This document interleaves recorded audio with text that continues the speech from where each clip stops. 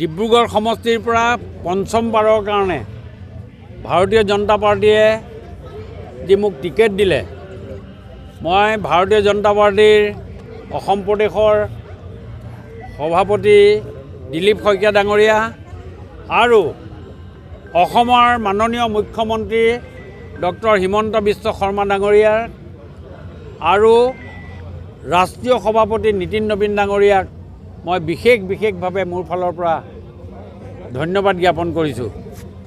আৰু আগন্তুক দিনত হিমন্ত বিশ্ব শৰ্মা ডাঙৰীয়াৰ নেতৃত্বত ডিব্ৰুগড়খন, অসমখন আৰু দেশখনক আগুৱাই লৈ যোৱাৰ ক্ষেত্ৰত মোৰ যিখিনি কৰণীয় আছে সেইখিনি কৰাৰ পৰিকল্পনাৰে মই ডিব্ৰুগড়বাসীৰ ওচৰত যাম আৰু ডিব্ৰুগড়বাসীৰ ওচৰত গৈ মই মোক পুনৰ নিৰ্বাচন কৰাৰ ক্ষেত্ৰত ডিব্ৰুগড়বাসীৰ ওচৰত আহ্বান জনাম।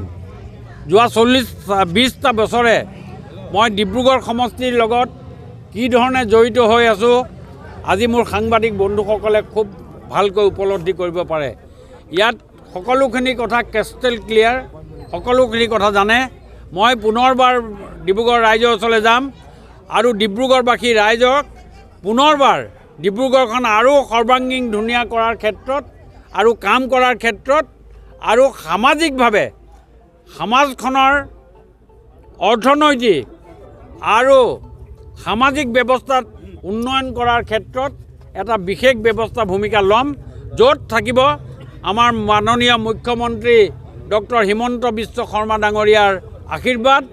আৰু পুনৰবাৰ মই হিমন্ত বিশ্ব শৰ্মা ডাঙৰীয়াক, অসমৰ মাননীয় মুখ্যমন্ত্ৰীক মোৰ ফালৰ পৰা মই তেখেতক বিশেষভাৱে এটা সেৱা জনাইছোঁ, কাৰণ তেখেতে মোক এই ডিব্ৰুগড় সমষ্টিৰ উন্নয়ন কৰাৰ ক্ষেত্ৰত আৰু ডিব্ৰুগড়ৰ আৰু ইয়াৰ উপকণ্ঠ অঞ্চলৰ উন্নয়ন কৰাৰ ক্ষেত্ৰত যি ভূমিকা তেখেতে গ্ৰহণ কৰিলে, যি ধৰণে তেখেতে সহায় সহযোগিতা আগবঢ়ালে আৰু ৰাজনৈতিকভাৱে তেখেতে মোক যিমান তেখেতে মোক চালে আৰু মই এই কথাটো মোৰ জীৱনলৈ মই নাপাওঁ, ৰাজনীতিত থাকোঁ নাথাকোঁ ক'ব নোৱাৰোঁ, কিন্তু মই জীয়াই থকা দিনলৈকে মোক ডক্টৰ হিমন্ত বিশ্ব শৰ্মা ডাঙৰীয়াক মই মনত ৰাখিম।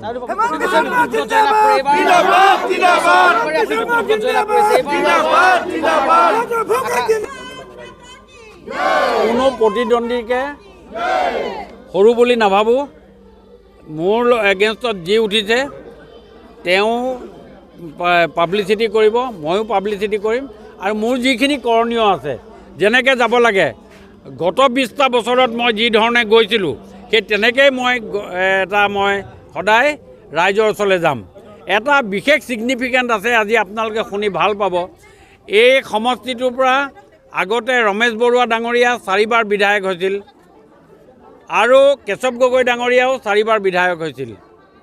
আৰু এতিয়া মই পঞ্চমবাৰৰ কাৰণে মই আজি ৰেকৰ্ড, এইটো মোৰ কি হ'ল, তেখেত আগৰ 2টা ৰেকৰ্ডকে ভংগ কৰা হ'ল মোৰ এইবাৰ মই পঞ্চমবাৰৰ কাৰণে কৈছিলোঁ। বাকী 2জন যি আছিলে তেখেতলোকৰ 2জন 4বাৰ আছিলে আৰু মোৰ এইবাৰ পঞ্চমবাৰত মই ভৰি দিছোঁ।